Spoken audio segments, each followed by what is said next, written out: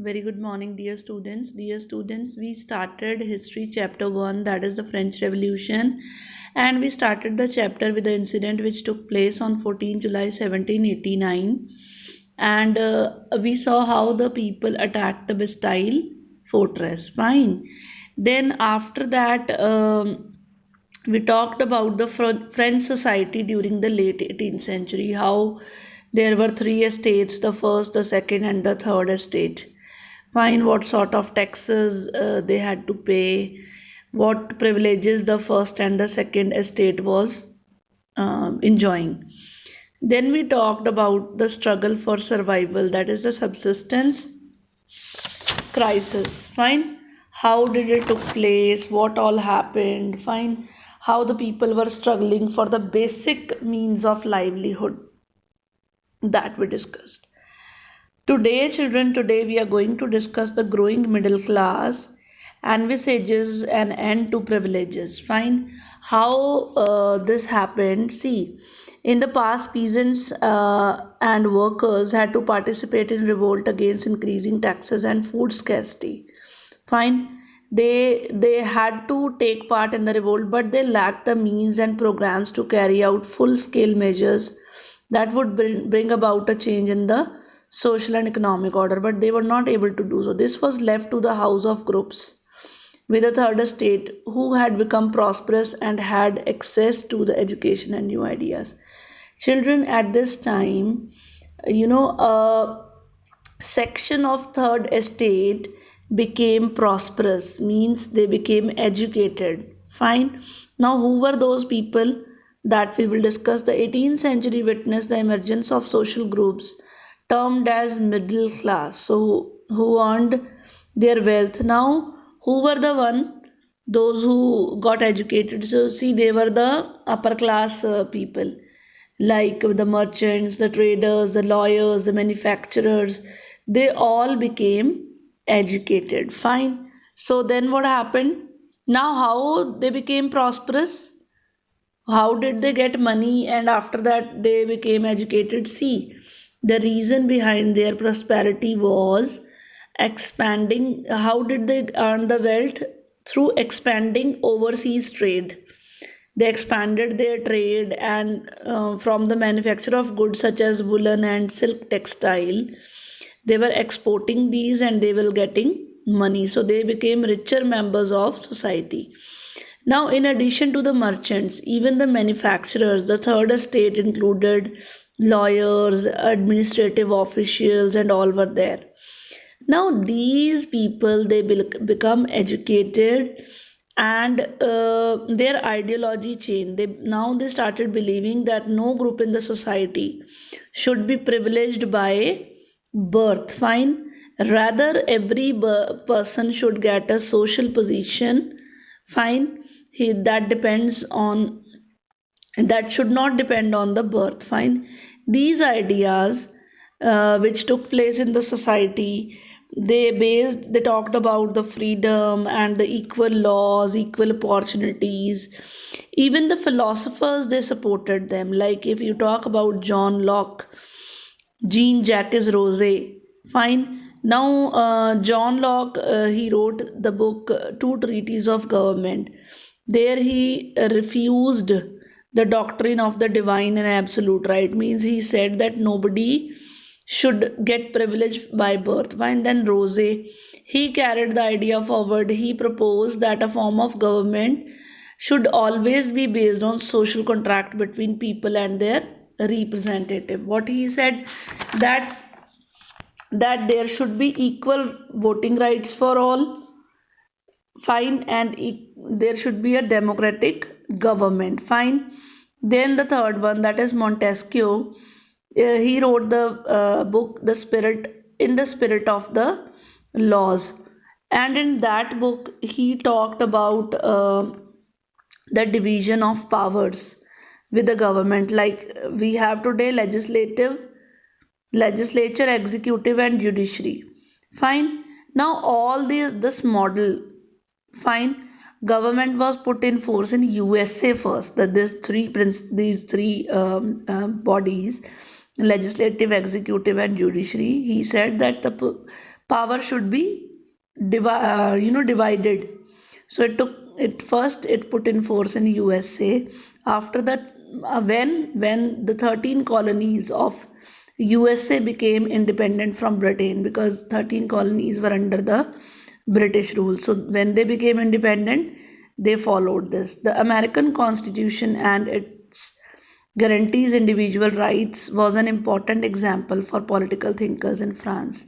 So when it happened in USA, then even the people, the thinkers, the political thinkers in France also started taking an example from USA. The ideas of these philosophers, they were now discussed in saloons, coffee houses, and they were spreading among the people through the with the help of books and newspapers. Fine, even people used to read them aloud in the group of people, because some people were not able to read and write. So for them, they were read out loudly.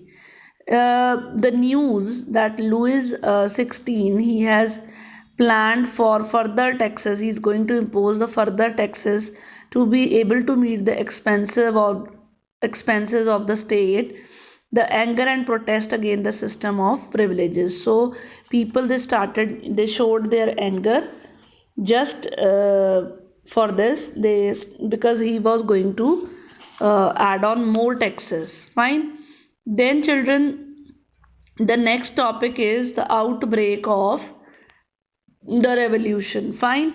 Now see children, Louis 16, he had increased the taxes just for a reason you have learned just previously. Fine, that he just to in order to meet his expenses, he increased more taxes. Fine. Now in France, the old regime. Now in the old time, the monarch, he could not impose taxes according to his will alone. He cannot take any decision alone regarding the taxes. Rather, what he had to do, he has to call up a meeting of all the three estate generals. Fine, they will all sit together and then they can pass the proposal for a new tax. So state generals, that was just a political body of all the three states. All the three states, they used to send their representatives. Those were the state generals. Now the monarch could not decide, so he had to call up this meeting. So before this meeting in on 5th May 1789 by Louis 16, previously this meeting was called in 1614. So see a long time. Fine, he called up a meeting on 5th May 1789, and where all of they sat together and they talked about the new taxes. Fine. Now it was there in the hall of Versailles. Fine, where all the delegates used to come, and they are going to the first and the second estate. They sent their 300 representatives, and fine. Then the third estate, it sent 600 members, because the population was more there. They had to just stand back. Fine. The third estate, the members from the third estate who participated there, they were just the prosperous and the educated members. The peasants, the artisans, the women, they were not allowed to enter the assembly. Fine. Still, the grievances and the demands, 40,000 letters were sent with the representatives, which contained the grievances and demands of the people. Fine. Then voting in the estate general in the past had been conducted according to the principle of each state one vote. Now each state was having one vote. Fine.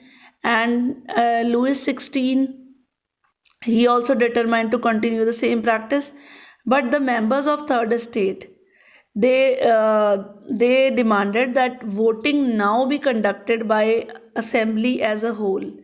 Means every member should have one vote. It's not that first and second members, they will become one. Fine. And this as third estate was a separate one. So they said no, we want equality. Talk about all the three states should be equal and they should get one vote. Fine. Now, after that, what did the king do? Now, the democratic this was one of the democratic principle put forward by the philosophers. So from where did they get the idea?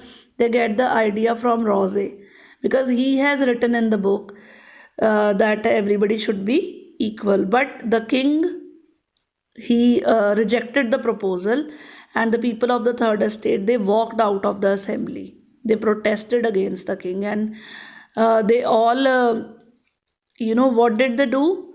They all reached the tennis court at Versailles on 20th June, and they declared that no one is going to move from there. They announced a national assembly and they said, now we are going to draft a constitution for France, which is going to limit the powers of the monarch. Who was monarch? Louis XVI. Fine.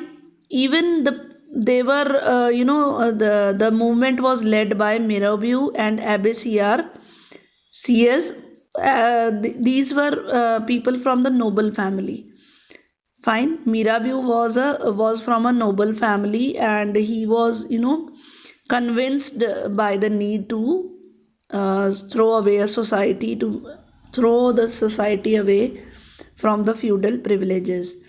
And he brought the generals and delivered powerful speeches to the crowd at Versailles. Fine. Now, if you talk about Abbe Sieyès, who was that?